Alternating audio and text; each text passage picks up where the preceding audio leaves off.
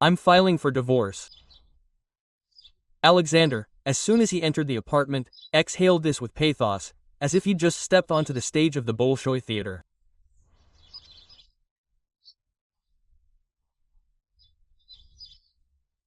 After a vacation that had dragged on for a month and a half, he'd rushed into the apartment, dropped his suitcase, covered in beach dust, on the floor, and now expected a stormy scene, a scandal, tears, slippers flying at him, and maybe even threats or at least a trembling voice asking why.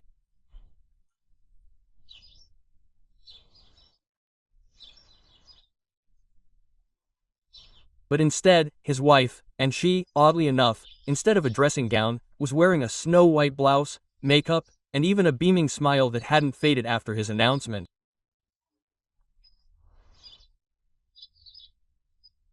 She reacted in a way he couldn't understand, as if he hadn't just returned from vacation, but had won $1 million in the lottery and just announced it to her. In short, everything was cordial. Except that Настя wasn't holding bread and salt in her hands. "Darling, you're a little late. I beat you to it." Quote. And again she smiled. "Been a month ahead," Настя said sweetly, gesturing him into the room and placing a cup of hot tea in front of him. "It would have been more convenient, of course, to tell you this via video call, but I decided that since it's such a special day, I'd better make it beautiful. And why ruin your well-deserved rest? I considered it unethical." Quote. Sasha blinked, then again. He had a detailed plan. He'd been nursing it throughout his entire vacation, like a pregnant woman with her unborn child. He thought through every detail, lying on a chaise lounge next to Larochka, so slender, graceful, tender, and most importantly, understanding. She definitely won't nag him about his socks under the couch, or about not taking out the trash right away, or about having a beer with friends. He even rehearsed it in front of the mirror several times. "I'm filing for divorce," with the emphasis on the word filing. And now he stood there and realized, everything has gone somehow differently. "What's wrong? What's wrong with you all of a sudden?" Quote, he asked, completely incredulous. "Yes, darling, you understood everything correctly. You heard right. It was I who filed for divorce," Настя confirmed. "A month ago I decided to spare you all the hassle. All that was left was to wait for you to return from your honeymoon." "What honeymoon?" Sasha babbled. "Well, what about the beach, the romance, the sea, the stars, Alero?" She shrugged innocently. "You weren't picking bananas there, Sasha." He almost choked. "So what, were you following me?" "No, of course not, I wouldn't stoop to that. I'm just not a fool." Настя turned and walked to the door of the next room. "Valentin Arkadyevich, it's your turn." And with a theatrical gesture she opened the door. A respectable man wearing glasses and carrying a briefcase emerged from the room. "My dear, this is Valentin Arkadyevich, an expert in divorce and sweet revenge."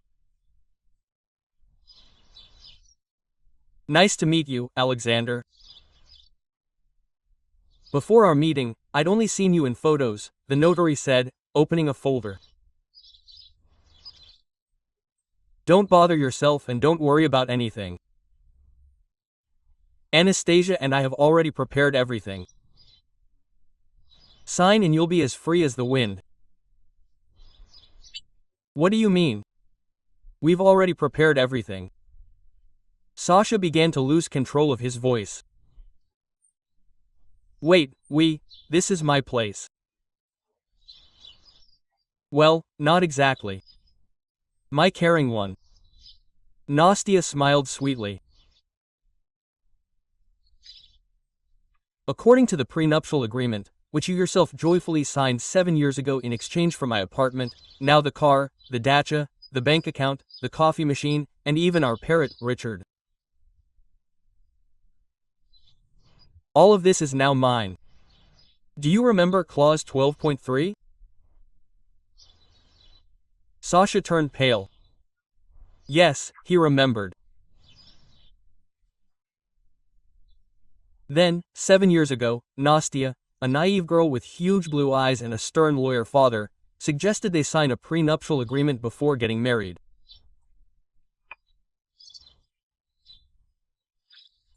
She said that if anyone cheated on anyone, all property would go to the aggrieved party.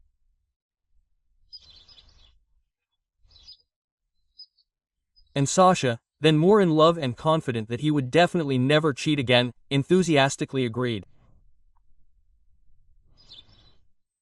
Especially since Nastia's apartment was larger than his rented one. And Nastia's father promised to help with her career. But you didn't know how it all happened, he squeezed out, completely confused.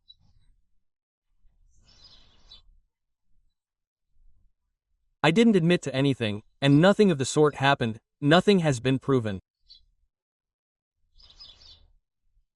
Настя blinked, feigning innocence. Well, yes, you didn't admit to it. And who was it that posted a photo in Larochka Golubeva's stories straight from Egypt? Love knows no bounds. Quote. Настя looked at her husband with wide eyes. And who posted the video of you dancing the pamba in your swimsuit, spanking her over her arguments, and yelling in a drunken stupor? That's true love. And who's that, tell me, posing with her, hugging her, and in the background, by the way, you can see our suitcase, which I lent you, by the way. So you were following after all, he muttered. Sasha, you're a fool. You posted it all yourself, your whole vacation. You even tagged me in the post with the cocktail. Why did you want me to like it? The notary gave me a quick slap. Young people, I apologize, of course, but I have my next clients at 3. We can start signing.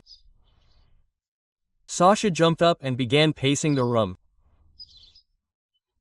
Wait, Настя, I have my rights too. I wasn't the one who initiated this. Yes, Sashenka, I wasn't, of course, but I tried. How did you announce all this to me today? Just like King Lear from Hamlet. Настя clapped her hands. But initiative, Sashenka, as you know, is punishable. Especially when you initiate not only a divorce, but also infidelity and public disgrace. What do you want from me, blackmailer? He breathed out. Money, a car, an apartment. You want everything. You want to leave me with nothing? Oh, what are you saying, darling? Настя smiled. I'm not a complete monster. I'll leave you a pie. Are you kidding me? No, darling. The money you were going to spend on filing the complaint, buy yourself some meat pies there by the metro.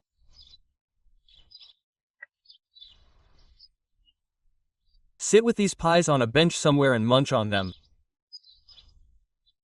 Remember your student days. After all, we've been married for 8 whole years, by the way. You can even cry. Настя walked up to him and put her hand on his shoulder. The gesture was so sweet and touching that Alexander genuinely wanted to cry.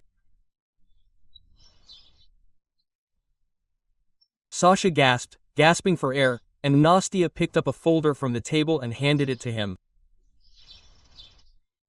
Here, sign this, you poor thing. Everything is fair and square. God knows I didn't want this war, but if you have anything against it, keep in mind, I'll win the case. The papers are all in my favor. So you did know I've been cheating on you all this time? Sasha asked. Silly Sasha. You started cheating in your thoughts back when we didn't have enough money for a TV at the checkout, and you muttered that it would probably be easier with some lira.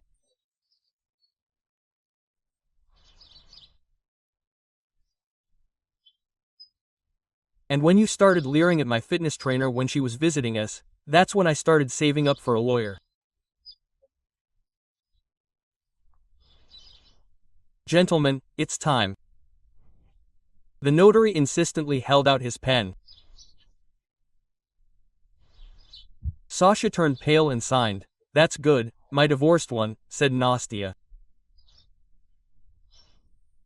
And now I'll be going. I have a meeting waiting for me. Quote. By the way, a very interesting man, an engineer, without shorts, with a flamingo. And what about Richard? Sasha muttered, looking at the cage. Richard, he stayed with me, but if you want, I can record his farewell scribbling on a tape recorder for you. Sasha didn't answer. He just sat down on the sofa and wilted. Nastia went to the door, then turned around. Sharik, you always told me that I was too proper, boring, too homely, and you are a person with a sparkle. She smiled once again. But you were wrong, my friend. I am wrong. I am simply dangerously illiterate. And now you are a man with pies. Good luck to you, Sasha. And I will ask you to clear my apartment of your personal things. Your vacation is over. 2 months have passed. Sasha sat alone on a bench outside the supermarket. He was holding a meat pie and a bag of kefir. A man sat next to him. Young man, why are you so suspiciously sad? My wife left, robbed me blind, even took my parrot. I see. So, it must be infidelity. Okay, so it was my infidelity. Well, then it's all right. When I left Granny Efrosin's, I left everything with her, even the cat. Sasha sighed heavily, bit into the pie, and began chewing. For a long time, without joy, it seemed as symbolic to him as a public execution. And somewhere in a cafe, by the window, sat Nastia, beaming and confident. He was with that same engineer, who really turned out to be an interesting man. And although he had asked her to marry him, she had been against it. She was now a rich bride and could afford to choose her men. Incidentally, that same notary, Valentin Arkadievich, had also plucked up the courage and asked her out. But he, too, had no chance. Now Nastia was waiting for her prince. She was already fed up with the bourgeoisie.